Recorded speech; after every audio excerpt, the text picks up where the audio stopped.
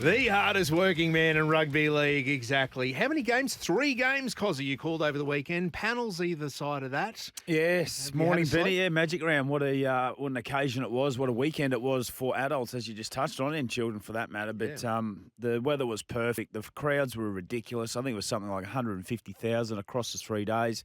That's not including the women's origin, as you touched on at the top there. The score lines. I mean, there was no bigger score other than that blowout game that we saw with the Melbourne Storm than 6 points. So, it goes to show that the players who do turn up, regardless on who's in your side, and we saw what the Warriors did to the Penrith Panthers, that the crowd and the occasion has something to play. It does. Because if you played some of those games just in an ordinary stadium with a not so good crowd, they would have blown right out. So the players really responded to the occasion. And I think right across the board, it was a huge success again, and it will be there for another few years. That's a really good shout. I mean, that's probably the biggest crowd that many of those players would play in front of all year. Until it comes to finals, and we know there's plenty of teams that will not be playing finals this year. 13 55 0467 736 736. The Alltel open line is there for you. Share your experiences today. Share your hangover cures. Share what you loved the most about Magic Round. Cozza, did you have what are you laughing at? Oh, I'm just looking at one of the texts here from cheers, boys. He says the best hangover cure is early morning swim and a bit of loving from the wife. Always gets you going after a big night. Parks, thank you. Do with that what you may like. Oh, dear. There we go. That's a way to kick us off. Did you have time for a little sip, Corey, or were you too busy working? A sip? No, the first sip I had was last night when I got home at about 9 o'clock. I just plonked down, emotionally drained, poured myself a liberal Scotch and Coke and just sat there in the dark, actually, and had me Scotch and Coke and went to bed. That was as extravagant as my weekend got. So Parks has said the morning swim and a bit of loving from the wife. What's your hangover cure? Well, that's not bad. I haven't really thought of that. I'd rather the latter part, not so much the earlier part. But I really enjoy and this is probably a bit weird, but I like watermelon. So some nice cold watermelon in the fridge. After a big night, in summer. Normally you're most hungover during the summer months because it's nice and hot. Cold watermelon. I'm not a big throw the big greasy dirty bird in and the macas and all that because it just makes me feel afterwards. Surely you're feeling like that beforehand, which is why I'm craving some like nutrients and some watermelon and the like. But that's, of course, if you just don't want to back it up and just crack another tin. But at some point, you probably have to. And, of course, drink responsibly. Of course, 13 55 0467 736 736. All right, let's get into the serious stuff. A hangover will be felt by not only the Melbourne Storm, Cameron Munster, but Billy Slater, the Origin selectors as well. We know that Cam Munster's getting scans today. Geez, it didn't look good. Corey, after seeing and what you saw with Cam Munster, what you were hearing out of the sheds, do you expect him to be playing State of Origin in just over 2 weeks' time? No, is the short answer. I don't expect Cam Munster to be a part of that Origin team 1, maybe team 2 or 3, depending on the severity and what they're going to do. There's the opportunity for Cam to go and get surgery on that groin. Whether they do it now or post-season will yet to be seen. And I suppose that just some of the talk coming out from Craig Bellamy was it's 50-50 at the moment. He might be able to rehab it and get it back and be okay. Or they bite the bullet and get Cam the surgery. So I don't expect them to be part of that game 1, which then obviously poses a huge question for Billy Slater and the Queensland selectors. Who goes into the 6th jersey? That's the next one to me, isn't it? Yeah, 100%. Well, so for you me, preempted that. Yeah, so for me, if you look at the Queensland system at the moment, Tom Dearden was given an opportunity in a game where it was a huge game and he excelled with flying colours. And it was a last-minute call-up too, wasn't it? It was. He excelled with flying colours in a crucial game, in a crucial position. So I'd expect for Tommy to get first opportunity. He's been part of the camps over a number of seasons, number of years now, and he's been in that system. The other player that comes to mind who I would absolutely love to see on the Origin stage is Ezra Mann. I mean, he's just an exciting firebrand. I love the way he goes about his business, but I can 99.9% sure if both players are fit, they'll go with Tom Dearden based on what he's done already. Okay, based on what he's done already. Yep. What about current form, though? Now, we're not saying Tom Dearden's playing being ordinary, but the team he's playing in has been ordinary. Yeah, they have. Yeah, they have. They've been. They managed to scrap away and get themselves a W on the weekend. But up until that point, they were 5 in a row. But one player that has been good is Tommy Dearden. I mean, he epitomises everything you want from a rugby league player. He competes extremely well. And you go back to it'll probably go down as a player of the season. When the Broncos played the Cowboys at Suncorp and he chased down Cobbo from the other side of the field. Like that, their origin plays. Well, it looked like he was running downhill then too, chasing Cobbo, which was brilliant. But since then, the whole team's been going downhill. They haven't really fired a shot. Yeah, they have. But like I said, but Tom Dearden, for me, I've seen enough from him. He's been playing good football across the board. They've shot themselves in the foot in a lot of areas that we won't dive into. But from Tommy's personal form, I think he's still well and truly where he needs to be. What about combinations? Because this is where I go with Ezra Mam, Reece Walsh in the spine. Club combinations coming into State of Origin. How important is that? And does that get the nod over someone who's been there and done it before? Because on the back of that, we know Billy Slater's he's a modernist. He's not someone that says, well, just because you're in the incumbent doesn't mean you get this jersey. It's about current form. Yeah, it is, which is why I wanted to sort of make mention of Tommy Dearden. His form's been good. And you talk about combination. We're assuming that Reece Walsh will be the fullback. That's a tick. DCE will be the 7. He's the captain. And you assume Hunt and also Grant. Whether he starts with Grant or Hunt, yet to be seen. So they, the system that they've had and those players that I've just touched on outside of Walsh has been there for a period of time. So combinations, whilst they play a part, the system is what is actually, stands the test of time there. So DCE will run the ship, as we know. Tommy Dearden, if he goes into the 6, is a runner and can just concentrate on that area. And obviously Walsh does what he does. And Harry Grant, we saw yesterday from Harry Grant what he can do in that middle part of the field. So all's not doom and gloom for Queensland. Munster, yes, you'd love to have him in there, but Tommy Dearden's a future. Obviously Ezra Mam's a future. And those boys south of the border, they got some problems themselves. They do indeed. Before we run our rule over the games from the weekend, just the one final one, because at this time next Monday, this time in a week, Billy Slater will be naming his State of Origin time. Yeah. Is there one more game before the players? Yeah, right. Monday the 27th. What are we today? Monday the 20th. Yeah, beautiful. So good. There's one more game for everyone to get injured. No, because that's what's been happening. You threw it out there. Well, so just on Munster, you said not all doom and gloom. Yes. But let's touch on someone who we think will not be there to that impact. No Cameron Munster for Queensland. Mm-hmm. Yeah, we saw Tom Dearden one-off step up, but Cameron Munster is Queensland, isn't he? He has been the man of the match, the player that can turn a match on so many occasions. So is Pat Carrigan, so is Reuben Cotter, so is Lindsay Collins. I mean, the list goes on. Queensland's not about one player.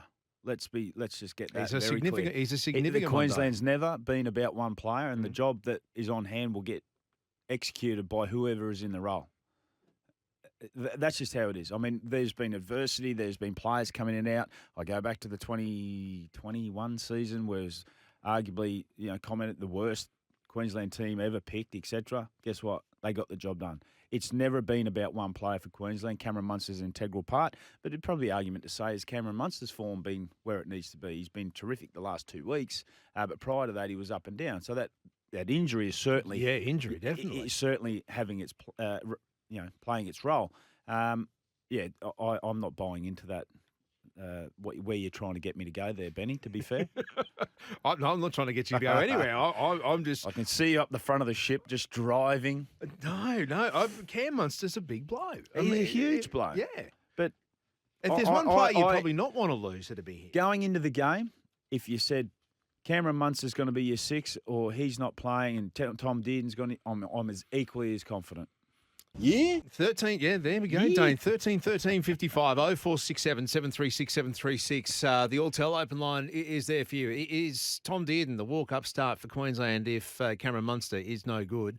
Or do you think the club combination, Ezra Mam, Reece Walsh, who would you like to see wearing Queensland's most famous jersey? 13 13 55 0467 736 736. Cozza, let's have a look at Magic Round come Friday. So the first game was a ripper, and it shouldn't have been. Hang on, what was it? Raiders the Bulldogs. Raiders Bulldogs, yes. Yeah, well, the Bulldogs went into that game as favourites, obviously, based on the form that they had sort of shown going into it.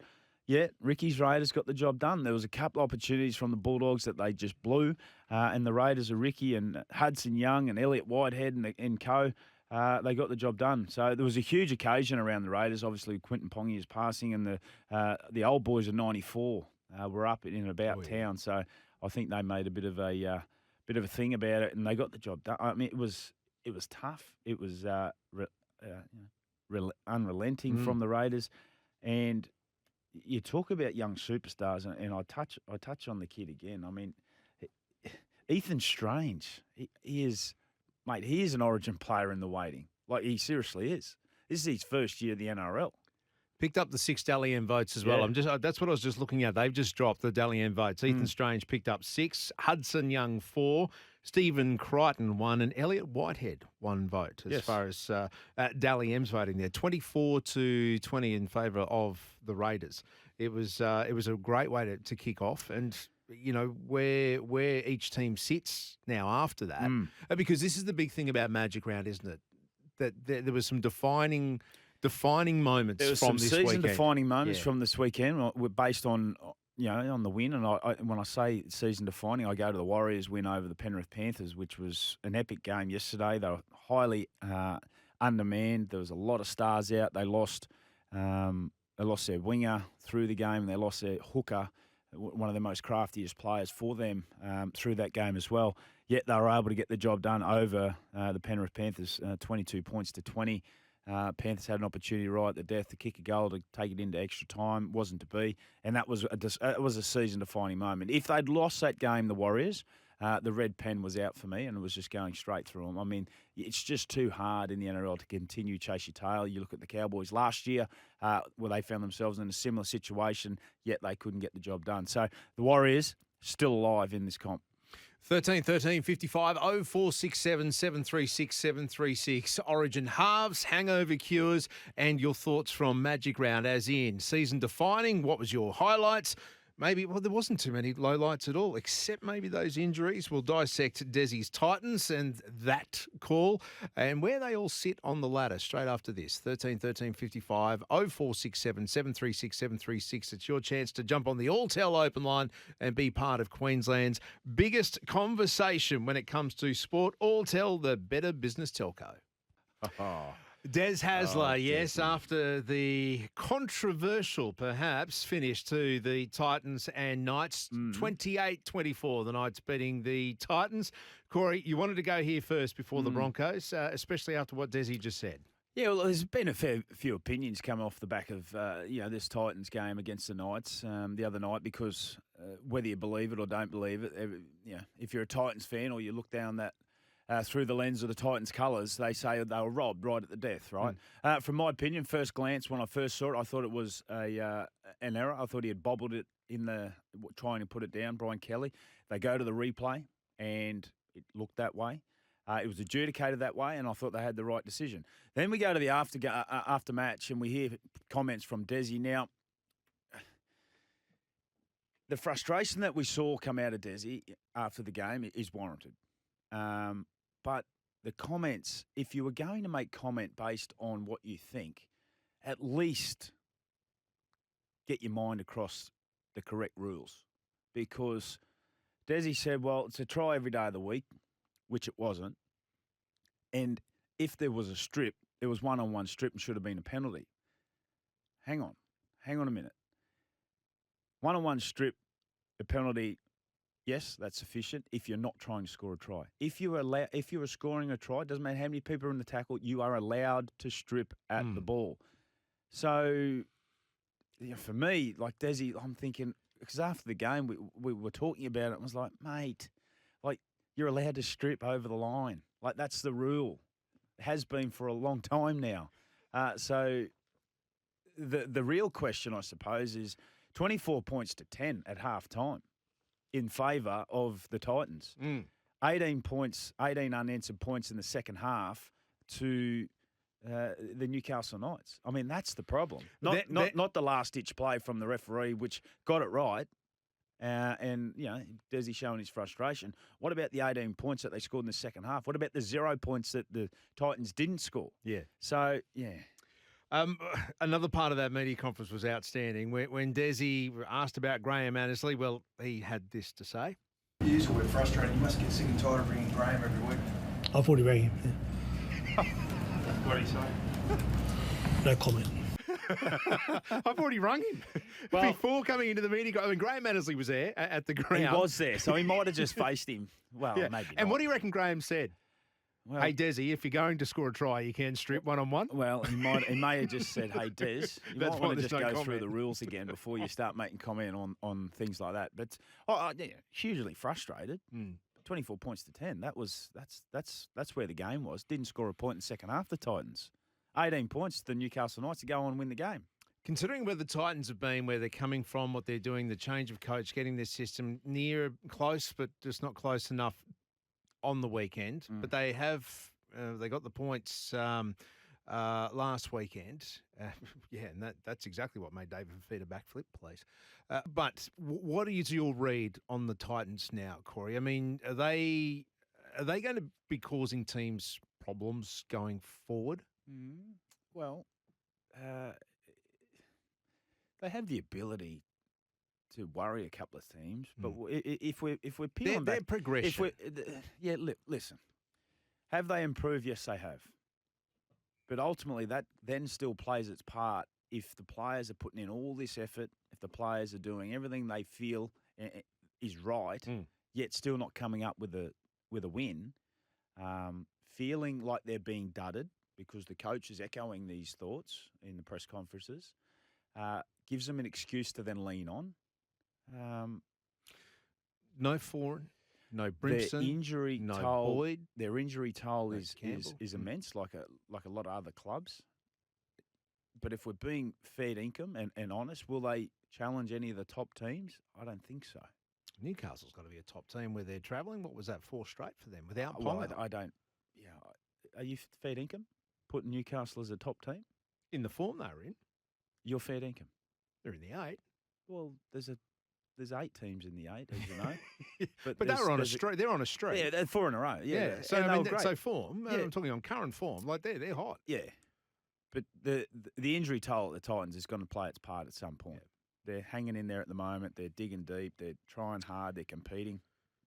But still didn't get the job done. The segue out of the Titans into the Broncos is the two brothers that play for both teams, with the last name Haas. Khalees for the Titans and Payne for Brisbane. Can we even comprehend what those two boys would be feeling, would have been playing under, knowing what Dad is going through right now? And by no means are we making excuses, but I mean, this is someone's father we're talking about that is looking at, we don't know what he's looking at, but it's pretty bloody serious.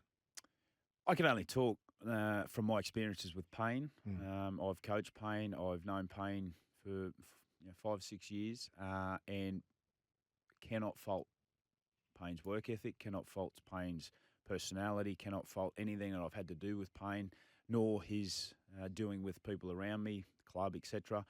He's an exceptional human being, Payne. He is an exception to the rule when it comes to work ethic. It's unbelievable what he's able to do on the field, but that's a byproduct of what he does off the field. That's not to say the type of brother, the type of father, the type of husband he is. So, to answer your question, can I fathom? No, I can't. I can only try and assume, which is not the right way to look at it. He's my experiences with Payne and what I've seen from Payne, from standing afar, and my dealings with Payne have been nothing but great. Really have. Look, my understanding is that the family, they're estranged. It hasn't had much to do with Dad. He's been living overseas. Mum, we know what she's going through. But again, what that family has gone through, like that is to just the human side of that. Like that's somewhere, somehow, you can be as professional and compartmentalize stuff as much as possible. But somewhere, somehow, the human side comes into it. Yeah, he's a strong individual, really is, mentally and physically, more so mentally. The way that he's had to approach, taking on his brothers and playing that father figure role to them, which is, thrust upon him through circumstances. And like I said, he is a wonderful role model to his brothers, and to people who know Payne would all say the same thing. I mean, my dealings with Payne have been nothing but great.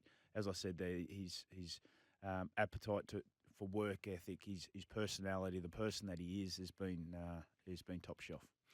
13 55 0467 736 736. The Alltel open line is there for you. 3 months free by switching your 1300 number to Alltel. You can do that today. Corey Parker, every Monday, the Monday means test. You can be part of it as well before we hit the news. Brett chiming in saying the best hangover cure, boys, is a toasted crispy bacon and grilled tomato sandwich. I think it's amazing. With a chocolate thick shake in a can. Hang on. A chocolate thick shake in a can? Nothing to do with chocolate thick shakes or big. How do you get a thick shake in a milk. can? I've never seen that in a can. The best halves combination, Brett goes on to say, as we're throwing that puzzle out. Corey said it doesn't matter who throws that Queensland jumper on. They grow 10 foot tall, and you forgot to throw in bulletproof. Good on you, Brett. Thanks for being part of the show. 13 55 0467 736 736. 9:32 this Monday morning. Which is outstanding stuff as Have well. Have you got any magic tricks? Your father? You got no tricks, no magic, nothing. Okay. No, I don't think so.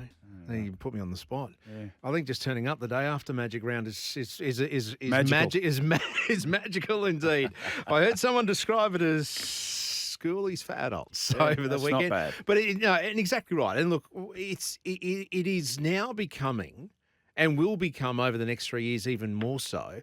It will be it's a permanent part of the Australian sporting landscape and calendar. But this is up there with, I reckon, like the Australian Open tennis or Live Golf in Adelaide, which is only new in itself. But people will plan for years to come. Hey, we're going in that weekend in May. We're going to go to Brizzy for Magic Round and make a weekend of it. Yeah, I've got no doubt. So when they leave their hotels and they check out and they pay their room service and the minibar's empty and they just go, excuse me, sir, can I just rebook for next year? Why wouldn't you? Be mad not to.